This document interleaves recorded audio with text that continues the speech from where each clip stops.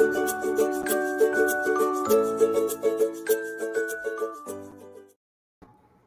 everybody, good morning and welcome to the adibiip Group Innovators Live Q&A, your daily live cast, bringing you guys intellectual property content every single day of the week with Amir and Victoria. We're trying to give you guys as much useful information as possible to help you guys navigate the business world. So we're trying to create content around patents, trademarks, copyrights, trade secrets, everything involving intellectual property that might help you guys. We want to deliver. If you guys have specific questions or specific topics that y'all want covered, please email Victoria at adibiip.com. We're always looking for your feedback, trying to create more and more relevant and useful content. Also, we have a community number. Feel free to text us at 415-943-5193, 415-943-5193. We'd love to get you on our text community. You can send me direct texts, connect with me directly, send me your questions, and I'll get them answered on the show. This is episode number 140. Before we get into it today, I want to do a quick recap of what we did yesterday on episode number 139. So yesterday on episode 139, you looked at cannabis strains that were patented. Pretty cool. We got to check out the patent office site and see that there are 13 issued patents covering cannabis strains. It was pretty cool to check out. It's pretty cool to see. We saw that there's companies in Canada, and Spain, and then every other company is mainly in California. There's one in Colorado. So pretty interesting to see actual strains actually patented. Go back and watch that episode if you're curious or if you're in the cannabis space. Today, this is episode number 140. Victoria, what are we going to do today?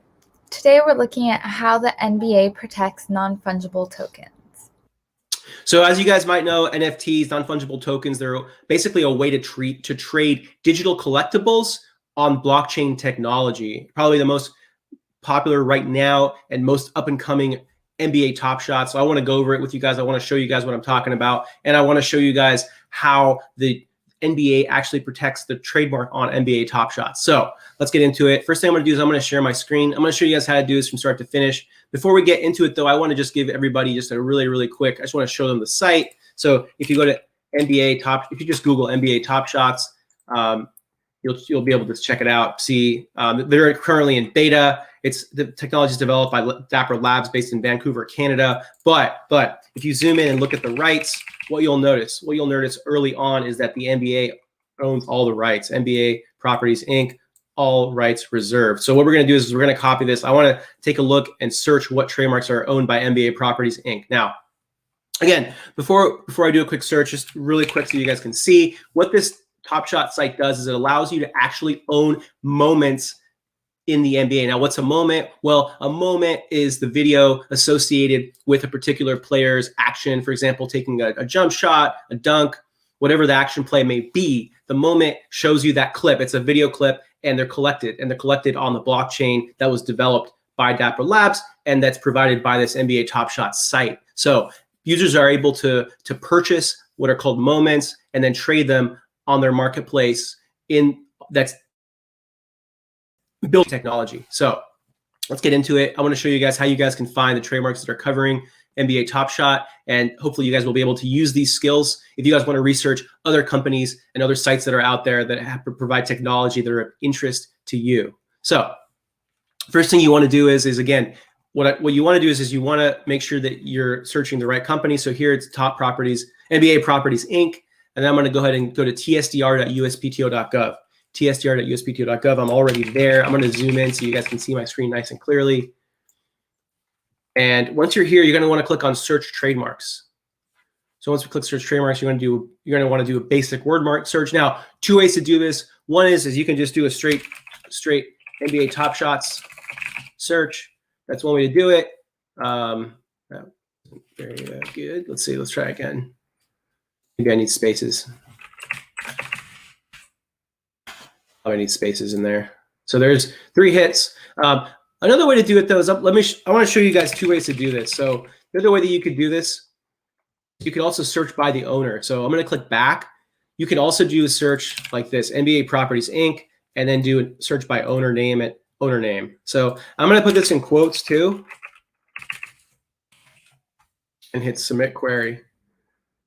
As you can see, the NBA has many marks. But as you can see, the first few right here, you're going to see NBA Top Shot right here. So these are the NBA Top Shot marks. So, and here's 2 more. So let's get into it. I want to focus just on this particular NFT that's really up and coming.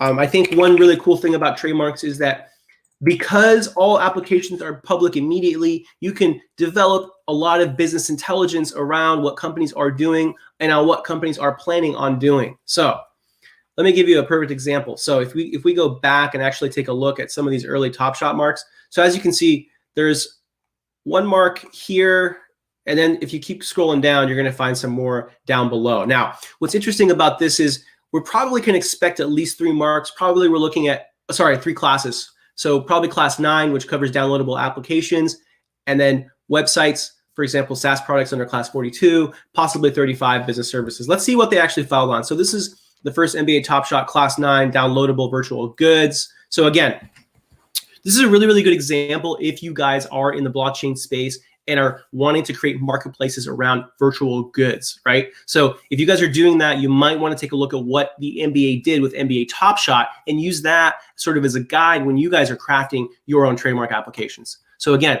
remember, they filed under 1B, which is an intent to use. So that means that this was filed before they launched NBA Top Shot. So, and again, NBA properties based in New York, Olympic Tower, and as we can see, it is a intent to use application. Let's take a look. Let's get into it. I'm going to go into the actual trademark site filing system to see where they are at in examination. It's actually already been allowed, right? So this is allowed pretty quickly. And if we go into it, we can see it was allowed on January 5th. So pretty neat. Now, what's next? Well, now they're going to have to submit what's called a statement of use, which shows actual use in commerce of their site. Now, they did receive an office action, it looks like. And it looks like they actually got a likelihood of confusion, which is interesting. And it looks like it was over. We could get into the merits of this actual particular case. I'm kind of curious though as to what it was rejected over. Let's see. Oh, so they had a prior registration, it looks like. And if you guys are interested in seeing what that prior registration was that was problematic, you can always find it by going here and actually searching it. So NBA Development League. Now, I'm guessing this was probably also had similar owners, and that probably is how they. So there's NBA Development League LLC. Interesting, based in Delaware. Let's see how they got around it, so we can actually see what they submitted in response. So this is the response that was submitted, and basically they said that. So the site and mark is owned by the NBA Development League, and it operates under the umbrella of the NBA. So, as I said, it's a related company. It's actually under the NBA umbrella, which is how they were able to get around this particular refusal. And then eventually that's got a final. Very interesting. So they maintain the likelihood of confusion, which is interesting. And then it looks like they filed a request for consideration. I see. So maybe they submitted an affidavit.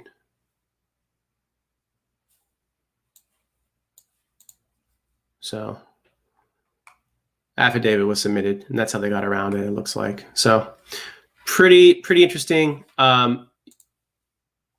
Umbrella company owns the other mark that it was rejected over, and then eventually this was allowed. So now they're in the situation where they'll have to submit a statement of use. So that's the earliest NBA Top Shot mark filed on July 30th, 2019, covering downloadable mobile applications. So pretty interesting. Again, the reason why this is so cool is because if you were studying in the NBA properties, you would have known that they were getting into virtual goods possibly before they even launched the site. So pretty cool. Let's go back. Let's see what the other NBA Top Shot mark is on. So this one was, again, this is another word mark. Entertainment services under class 41. Okay. And this was filed also July 30, 2019. And it looks like this one, let's see where this one is in terms of stage of prosecution. So it was also allowed. So it was also allowed on January 5th. Now, there's a third mark that was filed a little later. So remember, July 30, 2019, this one's filed a little later, and this one's covering class 35 and 42, which is the two classes that I mentioned before that I would have expected them to also file under. Now, note here, also filed in 2019. So these are also filed same date as the prior ones. And these cover class 35 and 42. And notice, so this is providing digital collectibles. Sorry, I want to zoom in so you guys can see clearly. Providing digital collectible services under 35, and then providing online downloadable virtual goods under class 42. So again, I think these are really, really, really good examples if you guys are interested in getting into the NFT space. Again, NBA Top Shots, check it out. NFTs are going to be huge. Basically, again, a medium of allowing you to trade digital assets, collectible digital assets on blockchain technology. So hope you guys found this episode helpful and informative. And I hope also it gives you some tools for how you guys can research and study businesses that you're interested in and technology that's being developed in certain areas. Because again, because of applications published immediately, you can sometimes get insight into where a company might be going. Hope you guys found this helpful. This is episode number 140. Looking forward to seeing you guys tomorrow for episode number 142. If you have specific questions about intellectual property or topics that you want covered on the show, email them to victoria@adibiip.com. We'd love to get your feedback. Always looking to improve and to create more and more relevant content. And again, we also have the community number. Text 415-943-5193, 415-943-5193. We'd love to have you in our text community. Always looking, again, to have you guys hear your feedback. And I really am looking forward to hearing your guys' questions and topics that you guys want covered on the show, because we're trying to create content that's actually useful and invaluable to your business. So hope you guys enjoyed this. Looking forward to seeing you guys tomorrow for episode number 141. Thanks so much for watching, and we'll see you tomorrow.